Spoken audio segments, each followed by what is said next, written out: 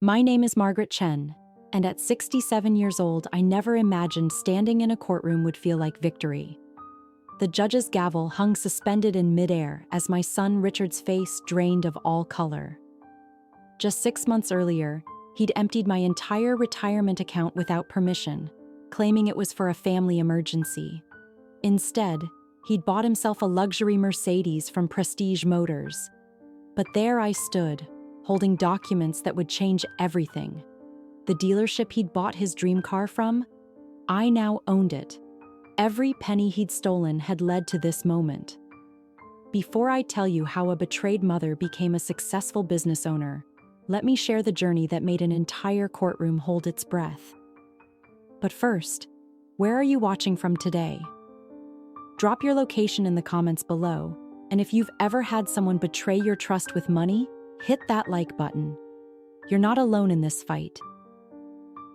The morning everything changed started like any other.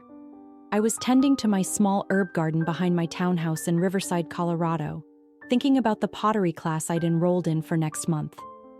Retirement at 67 wasn't luxurious, but it was comfortable. 42 years as a bookkeeper at Morrison Elementary School had given me a modest pension and substantial savings. I'd planned everything carefully, enough for my medications, groceries, occasional dinners with friends, and maybe a yearly trip to see my sister in Oregon. My phone rang just as I was watering the basil. Richard's name flashed on the screen. My younger son, the one who always called when he needed something, not like his brother James, who checked on me weekly just to chat. "Mom, I need to see you, it's urgent." Richard's voice was strained, dramatic as always. At 35, he still had a flair for making everything sound like a crisis. "Can I come over?" Within an hour, he was at my door, looking genuinely distressed. His usually perfectly styled hair was disheveled, his designer shirt wrinkled. He collapsed onto my sofa with the kind of heavy sigh I remembered from his teenage years. "Mom, I'm in serious trouble," he began, rubbing his face. "Remember that investment opportunity I told you about? The tech startup?" I did remember. He'd been so confident, so sure it would make him rich overnight. I'd warned him about get-rich-quick schemes, but Richard never listened to his mother's advice about money. Something in his voice, though, made my maternal instincts override my usual caution. This felt different. My life in Riverside was everything I'd worked for. After my husband Daniel passed away 8 years ago, I downsized from our family home to a cozy townhouse in a 55-plus community. The neighbors were friendly, the maintenance was included, and I had just enough space for my memories and my hobbies. My morning routine was sacred: tea on the patio, crossword puzzle, then a walk around the community lake with my friend Nancy. I'd raised 2 boys in very different ways, though not by choice. James, my eldest at 38, had always been independent. He'd worked summers through high school, paid his way through community college, and now managed a hardware store in Denver. He married Sarah, a nurse, and they had 2 kids who called me every Sunday without being reminded. James understood the value of hard work because he'd seen me do it every day. Richard was different. Born when I was 32, he came after 3 miscarriages. Daniel and I probably spoiled him, grateful to have another child when we'd almost given up hope. Where James was steady, Richard was flashy. Where James saved, Richard spent. He'd dropped out of college twice, jumped from job to job, always chasing the next big thing. Daniel used to say, "That boy has champagne taste on a beer budget." But he was still my son. The same boy who used to crawl into my lap during thunderstorms, who drew me pictures that still hung on my refrigerator. Even at 35, unmarried and perpetually between opportunities, he was my baby. That's why I kept helping him, despite James's warnings. "Mom, you're not doing him any favors," James had said just last month over coffee. "He needs to learn to stand on his own feet." "He's trying," I'd defended, the same words I'd used for 20 years. He just needs to find his path. James had shaken his head. His path seems to lead straight to your wallet. I'd been angry at the time, but looking back, James saw what I refused to. Richard's visits had become increasingly transactional. He'd show up for birthdays and holidays, yes, but also whenever rent was due or his credit cards were maxed. I'd slip him a check, telling myself it was the last time. My pension and savings were sacred, though. That money represented 4 decades of arriving at school by 7 a.m., staying late for parent conferences, managing budgets that never seemed big enough. It was my security, my independence, my ability to say yes to pottery classes and no to moving in with my children. At least that's what I believed that morning in my garden. The pattern with Richard had been building for years, though I'd wrapped each incident in excuses like a protective blanket. There was the time he needed $3,000 for a surefire business opportunity, selling supplements online. The business lasted 2 months. Then came the $5,000 loan for a food truck venture with a friend who disappeared with the truck and half the money. Each failure was followed by a period of silence, then a remorseful Richard would return with flowers and promises to pay me back. "This time is different, Mom," became his catchphrase. And each time, I wanted to believe it was. The requests had escalated recently. 6 months ago, he'd asked for $10,000 to invest in cryptocurrency. When I hesitated, he'd pulled out his phone, showing me graphs and testimonials. "Mom, people are making millions. Don't you want me to finally succeed?" The guilt in that question was surgical in its precision. When I offered $2,000 instead, he'd stormed out, not speaking to me for 3 weeks. Daniel would have handled it differently. He'd had a backbone I seemed to have misplaced after his death. I could still hear his voice. "Margaret, the boy needs to fail on his own before he can succeed on his own." But Daniel wasn't here to be the bad guy anymore, and I couldn't seem to find the strength to disappoint my son. Nancy, my walking companion, had started noticing the pattern too. "He only visits when he needs money," she observed one morning as we passed the duck pond. "When's the last time Richard took you to lunch?" I'd changed the subject, but her words stung because they were true. James and his family invited me for Sunday dinners. They remembered my doctor's appointments, called when weather was bad, included me in their lives. Richard appeared for withdrawals, not deposits. The worst part was how skilled he'd become at manipulation. He knew exactly which buttons to push. "Dad would have helped me," he'd say, or, "I guess James is the only son you're proud of." He'd arrive looking deliberately disheveled, playing the part of the struggling young man failed by the economy, by bad luck, by everyone but himself. 2 months before that fateful morning in my garden, Richard had tested a new boundary. He'd asked for my online banking password, claiming he needed to help me modernize my finances. "Mom, you're still writing checks. Let me set up automatic payments for you."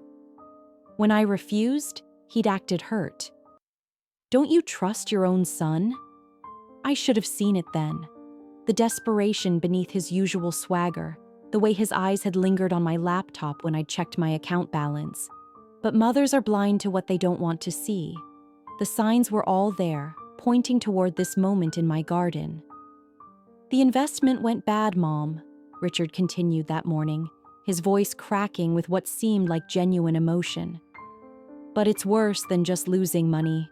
I borrowed from the wrong people to double down. They're threatening me, really threatening me." My heart clenched. Despite everything, he was my child. "How much do you owe?" $50,000. The number hit me like a physical blow. "Richard, I don't have that kind of money just sitting around." "Mom, they said they'd hurt me, maybe worse." He pulled up his sleeve, showing what looked like bruises. "This was just a warning. I have 48 hours. My hands shook as I made tea, trying to think. My savings account had $30,000. My checking had another $8,000.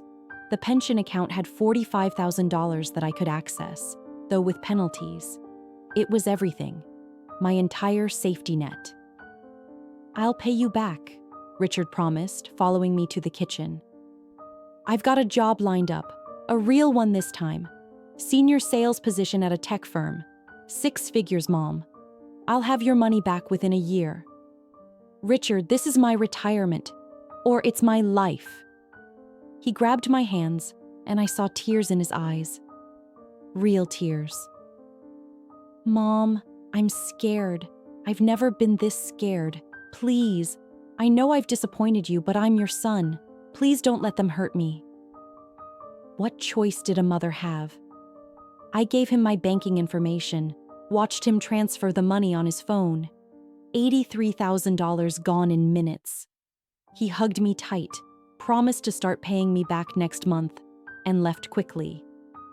I sat in my kitchen for hours afterward, staring at the zero balances on my screen. A lifetime of work, gone. But my son was safe. That's what mattered. Nancy found me there that evening when I didn't show up for our book club. She took one look at my face and knew. "Oh, Margaret, what did he do?" The story poured out between sobs. Nancy held me, made more tea, and finally asked the question I'd been avoiding. "Have you called James?" The next morning, James arrived with Sarah. They'd driven down from Denver at dawn. My eldest son took one look at the banking statements and his jaw tightened. "Mom, we need to verify Richard's story. These people he supposedly owes. Did he give you names? Contact information?" He hadn't. And when James called Richard's phone, it went straight to voicemail. "Let me do some checking," James said grimly. 3 hours later, he had the truth. There were no loan sharks. Richard had bought a Mercedes CLS from Prestige Motors for $78,000 cash the same day. The remaining $5,000? Already spent on a Vegas trip, based on his social media posts. The betrayal cut deeper than any physical pain could have. I sat in my living room, surrounded by photos of my boys at various ages, and felt something inside me shatter. Not just my heart, my faith in myself as a mother. Where had I gone wrong? How had I raised a son capable of such calculated cruelty? James had printed out the evidence, the Mercedes purchase record, time-stamped just 3 hours after Richard had transferred my money. The car was Arctic white with red leather interior. He'd posted photos on Instagram that same evening, posing beside it with the caption, "Finally living my best life." Self-made, blessed. Self-made, with his mother's life savings. "We're calling the police," James said firmly. "This is fraud, theft, elder abuse." "No." The word came out stronger than I felt. I gave him the information willingly. Under false pretenses, Mom, he fabricated an entire story. He's still my son. Even as I said it, I knew how pathetic it sounded. But the thought of Richard in jail, my baby boy in a cell, I couldn't. Sarah knelt beside my chair. "Margaret, he'll do this again. To you or someone else." "There's nothing left to take," I said numbly. The practical realities hit over the following days. My mortgage payment was due, utilities, Medicare supplemental insurance. The pottery class I'd paid for was a mockery now. I couldn't afford the gas to drive there. Nancy brought groceries, claiming she'd bought too much. James and Sarah tried to give me money, but they had their own children to think about. I'd worked since I was 16 years old. 51 years of independence, gone. The humiliation was almost worse than the betrayal. I'd have to sell the townhouse, move in with James and Sarah, become the burden I'd never wanted to be. Richard didn't answer calls. I drove past his apartment complex one evening and saw the Mercedes in his designated spot. Fury rose in my throat like bile. I wanted to key it, smash the windows, set it on fire. Instead, I sat in my old Honda, sobbing until a security guard knocked on my window. Sleep became impossible. I'd lie awake calculating, if I sold everything, downsized to a studio apartment, maybe got a part-time job despite my arthritis. But who hired 67-year-old women? And for what? Minimum wage that wouldn't cover basic expenses. 1 week after the theft, I stood in my bathroom holding my pain medication, doing different calculations. James would be better off without the burden. The life insurance would help them. Richard could live with what he'd done. These thoughts terrified me enough to call Nancy, who came over and stayed the night. "You're stronger than this," she said fiercely. "That boy doesn't get to steal your money and your life." But I didn't feel strong. I felt old, foolish, and utterly defeated. Then something shifted. I wasn't ready to give up yet. The turning point came from an unexpected source. While sorting through papers to prepare for selling my townhouse, I found an old photo of Daniel and me at our 25th anniversary party. He'd surprised me by inviting my old colleagues from when I'd worked at a car dealership before the boys were born. I'd been their bookkeeper for 5 years, learning the business inside and out before choosing the stability of the school system when James arrived. Staring at that photo, I remembered who I'd been before I was just mom. I'd been Margaret Chen, who'd caught an embezzlement scheme that saved the dealership $200,000. Margaret Chen, who'd implemented a new inventory system that increased efficiency by 30%. Margaret Chen, who'd understood every aspect of the automotive business from financing to parts ordering. That Margaret wouldn't have crumbled. She would have fought back. I called Nancy. "I need your help, and your computer." We spent the next 3 days researching everything about Prestige Motors. Owner: Frank Garrison, 58, recently divorced. Financial status: struggling, according to business records. 3 years of declining sales, high employee turnover, 2 lawsuits from customers about fraudulent practices. Most interesting, they were behind on their lease, and the property owner was looking for more stable tenants. "What are you planning?" Nancy asked as I took notes. "I'm not sure yet," I admitted. "But I spent 5 years learning the car business. Maybe it's time to remember those lessons." I also researched Richard, really researched him. His social media told a story of constant fabrication. The tech firm job he'd promised?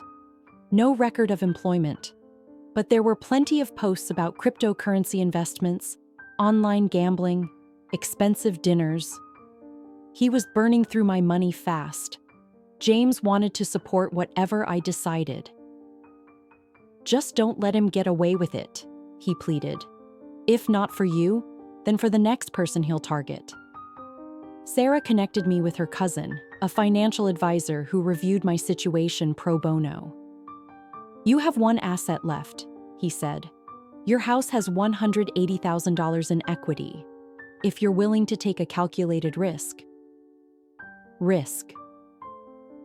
At 67, with nothing left to lose, risk looked different. I made a decision that would have seemed insane a month earlier. I would leverage my house, use every contact I still had from my bookkeeping days, and apply every skill I'd learned in my decades of managing numbers. Richard had stolen my security. I would build something better. The next morning, I put on my best suit, the one I'd worn to Daniel's funeral because it still made me look formidable, and walked into Prestige Motors. Not as a grieving mother or a victim, as someone with a business proposition. Frank Garrison looked exhausted when I sat across from him in his cluttered office. The dealership was nearly empty of customers on a Tuesday afternoon. Never a good sign. His desk was covered with overdue notices, and I recognized the strain in his eyes. I'd seen it in my mirror recently. "Mrs. Chen, I'm not sure why you wanted this meeting," he began. "Is this about your son's Mercedes? Because all sales are final." "I'm here about your business, Mr. Garrison. not the car. I pulled out the folder I'd prepared with Nancy's help. I know you're 3 months behind on lease payments. I know your sales are down 40% from last year. And I know the property owner is actively seeking new tenants. His face flushed. How did you? I spent 5 years as head bookkeeper at Riverside Auto Group. I understand this business, and I recognize when a dealership is drowning. I leaned forward. I also know how to save it. For the next hour, I laid out everything I'd observed. His inventory was wrong for the demographic. Too many high-end vehicles in a middle-class area. His financing relationships were predatory, turning away good customers. His online presence was non-existent. His books, from what I could tell from public records, were a mess. Why are you telling me this? He asked finally. Because I want to buy in as a partner, silent at first but with full access to the books and decision-making power. I named a number, most of my home equity, in exchange for 60% ownership. He laughed bitterly. Lady, this place is worth negative $200,000 once you factor in debts and the broken lease, I interrupted. I'm offering you a lifeline.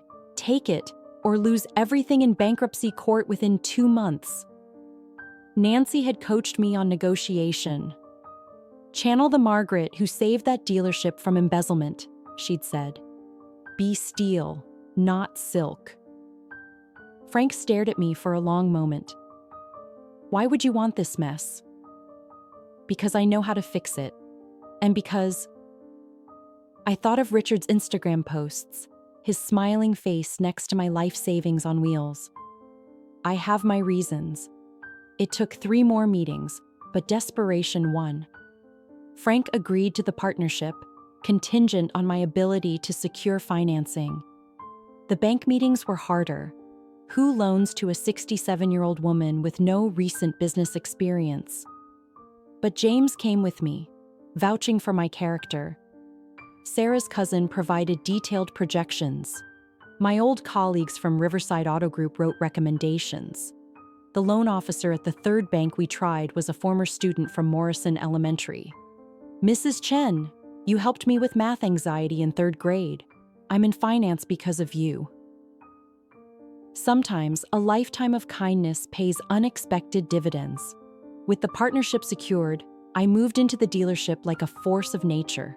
Clean house or clean up, I told the staff.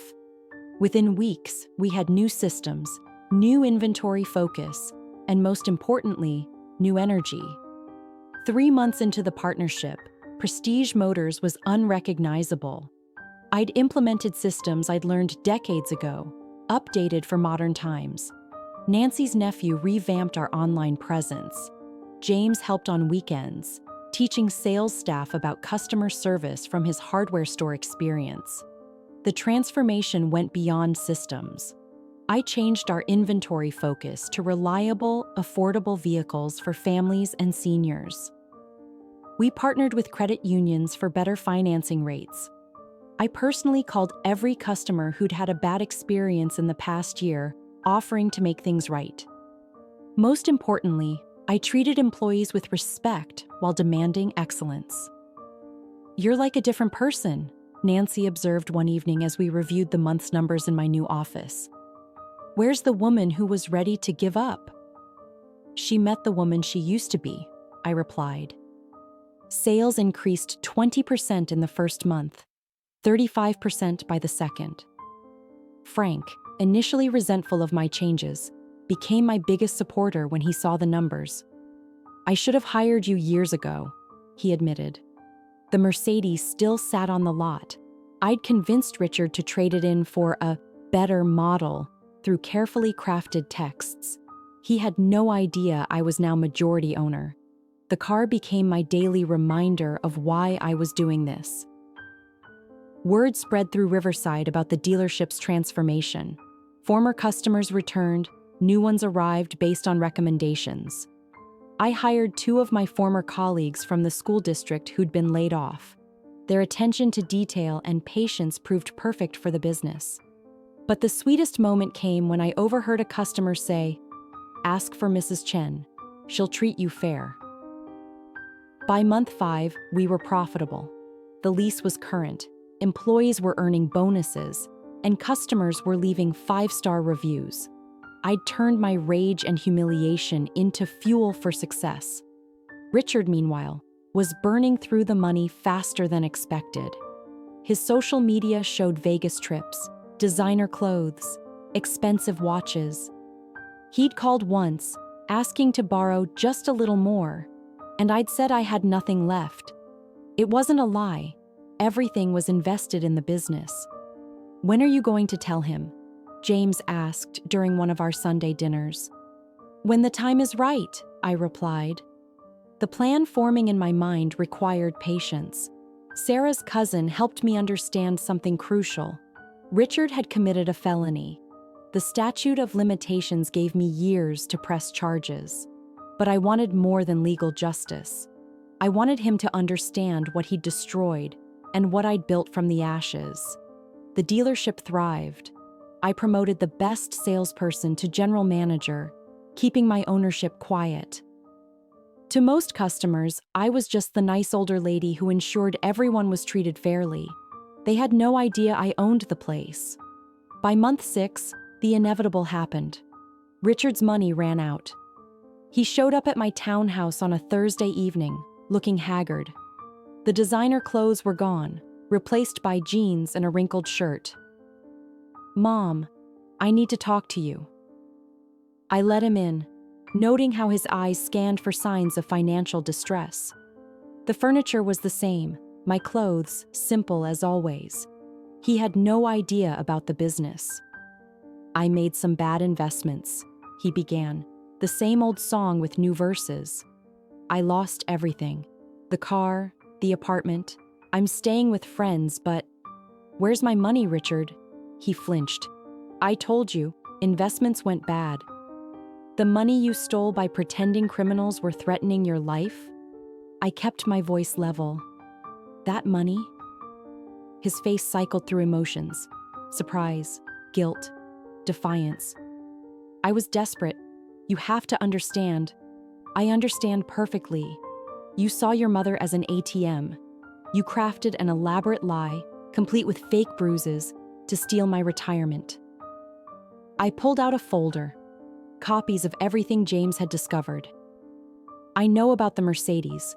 I know there were no loan sharks. I know you've been gambling in Vegas." "Mom, I'm not finished." I showed him photos Nancy's nephew had found online. "I know about the watches, the trips, the apartment you rented that cost $4,000 a month. You didn't just steal my money, Richard. You flaunted it." He deflated. "What do you want me to say? That I'm sorry?" "I am. I'm broke. I'm homeless. I've lost everything." "You've lost nothing that was yours to begin with." I stood, gathering strength from months of rebuilding. "What you stole from me was 42 years of work, security, independence, the ability to help your brother's children with college, the chance to grow old with dignity. I'll pay you back." With what? Another lie? Another manipulation? I walked to my door, opening it. "Get out. And know this. I have 2 years left to press charges for felony theft. 2 years where you'll wonder every day if today's the day police knock on your door." He left, but I knew he'd be back. Desperation makes people predictable. James helped me prepare the next phase. We consulted with a lawyer who specialized in elder fraud. The case was solid: documented lies, clear theft, financial abuse of a senior. But I wanted more than a criminal case. I wanted a civil suit that would follow Richard forever if he didn't make restitution. "Are you sure about this?" Sarah asked as we prepared documents. "He's still your son." "No," I said firmly. "My son was the little boy who drew me pictures. This is someone else." The lawyer drew up papers: full restitution within 30 days, or face both criminal and civil proceedings. I waited for Richard's next desperate move. It came sooner than expected. Richard lasted 2 weeks before desperation drove him back to crime. Unable to find work with his spotty history and unwilling to take minimum wage, he'd forged my signature on a credit application, trying to access a line of credit on my house. The bank called me immediately. I'd flagged all my accounts. This was the moment I'd been waiting for. I pressed charges, not just for the forgery, but for the original theft. The police arrested Richard at the friend's apartment where he'd been couch surfing. The shock on his face when they read the charges, elder abuse, felony theft, fraud, forgery, was captured by the security camera. James sent me the footage.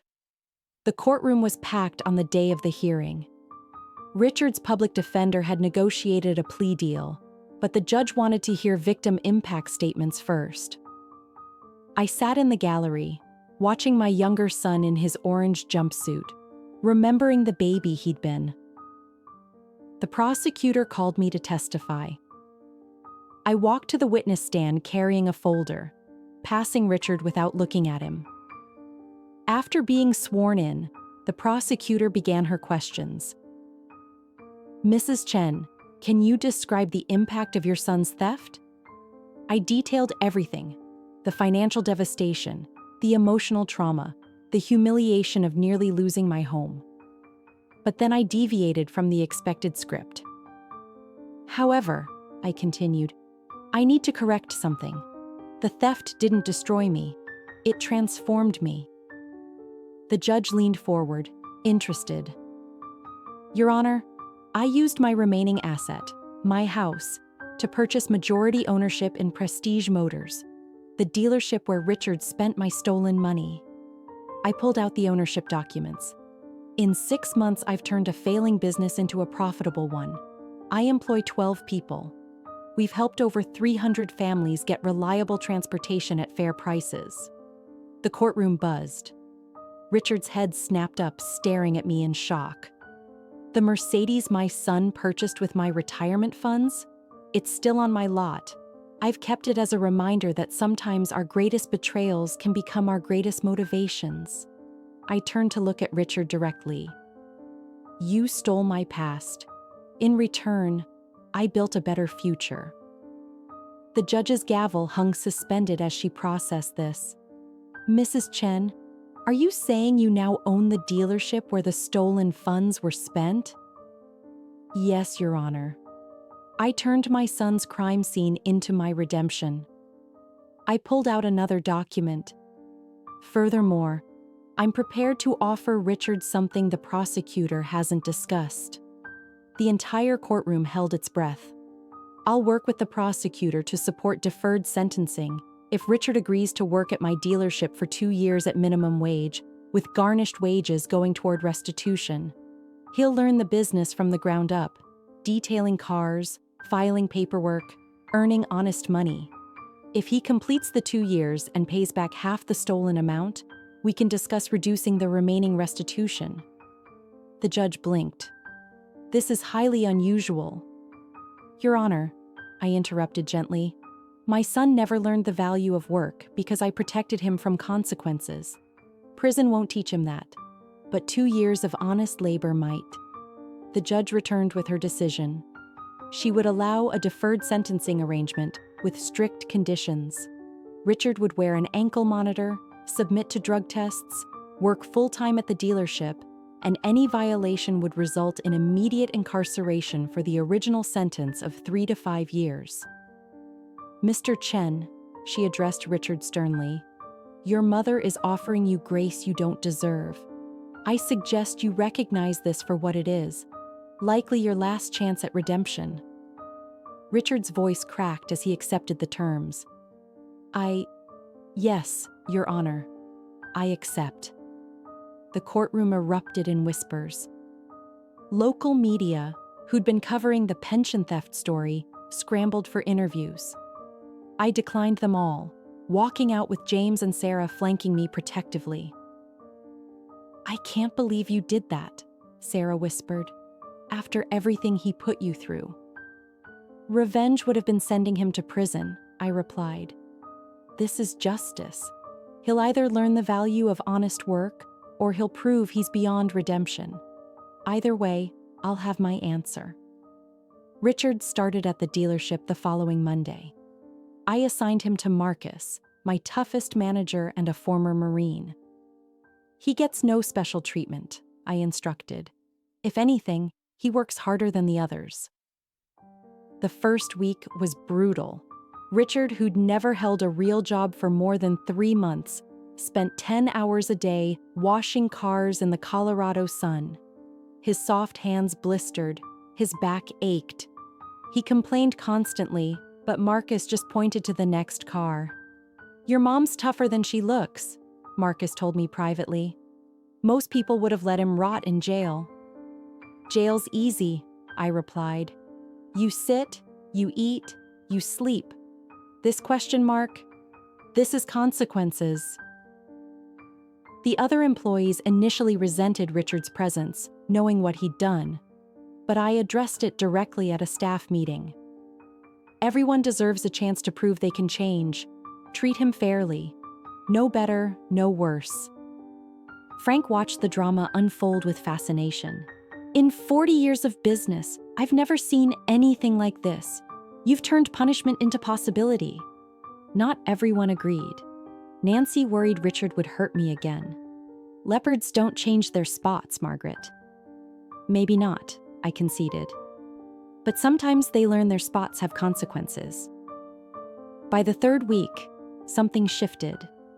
Richard stopped complaining. He arrived early, stayed late. When an elderly customer needed help loading a heavy item, he volunteered without being asked. Small changes, but I noticed. The real test came when he received his first paycheck. After garnishment for restitution, he had $200 for 2 weeks of hard labor. I watched from my office window as he stood in the parking lot, staring at the check. In the past, he would have sneered at such a small amount. This time, he carefully folded it and put it in his wallet. That evening, he knocked on my office door. "Mom, can we talk?" I gestured for him to sit. He looked different. Not just the physical changes from manual labor, but something in his eyes. "I've been thinking about what you said in court, that I never learned the value of work." "You were right." His voice broke. "I'm sorry. Really sorry. Not just because I got caught. Because I finally see what kind of man I became." 2 years have passed since that day in the courtroom. Richard completed his sentence, not without struggles, but he finished. Somewhere around month 6, the man my son could have been started emerging from the selfish creature he'd become. He worked his way up from washing cars to sales assistant to junior salesman. He studied at night, earning certifications in automotive technology and business management. When his 2 years ended, I offered him a permanent position. He accepted, but insisted on continuing the restitution payments voluntarily. "I won't be free of this until every penny is repaid," he said. "At the current rate, it will take 6 more years." He seems at peace with that. James and Richard have slowly rebuilt their relationship. Last Sunday, they worked together to surprise me with a renovated office at the dealership. Watching them collaborate, brothers again, healed something I thought permanently broken. The dealership has become a cornerstone of the Riverside community. We sponsor youth programs, offer second-chance employment to people rebuilding their lives, and provide free car maintenance clinics for seniors on fixed incomes. Frank retired last year, selling me his remaining stake. Prestige Motors is now fully mine, though I've promoted Marcus to general manager.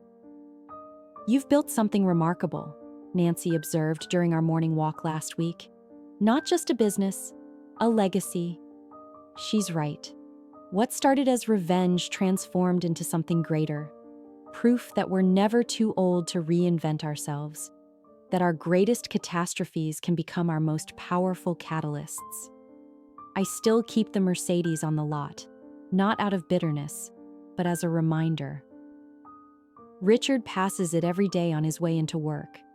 Once I caught him touching the hood gently, like you'd touch a scar from an old wound. We've never discussed selling it. Some monuments to our mistakes need to remain visible. My pension is gone forever, but my life is richer than I imagined possible at 67. I have a thriving business, renewed family bonds, and the satisfaction of knowing I refuse to be a victim. When young women come to the dealership, especially those starting over after betrayal or divorce, I make sure they know it's never too late to reclaim your power. The pottery class I thought I'd lost? I now teach it at the community center, free for seniors. My students often ask how I found the courage to start over so late in life. I tell them about stealing beauty from ashes, about turning betrayal into fuel, about choosing transformation over bitterness. Richard recently asked if I ever regret not sending him to prison. Prison would have punished you, I told him, but it wouldn't have saved you. And despite everything, I'm still your mother. Mothers don't give up on saving their children, even when those children have given up on themselves. He cried then, this 37-year-old man who'd stolen everything from me. But they were different tears than the manipulative ones from 3 years ago. These were tears of genuine remorse and hard-earned redemption. If you're watching this and someone has betrayed your trust, stolen your security, or made you feel like your life is over, remember this: revenge feels good for a moment, but transformation lasts forever. Your age doesn't matter. What matters is the decision to stand up and create something new from the ruins. Thank you for sharing my journey. Now go write your own comeback story.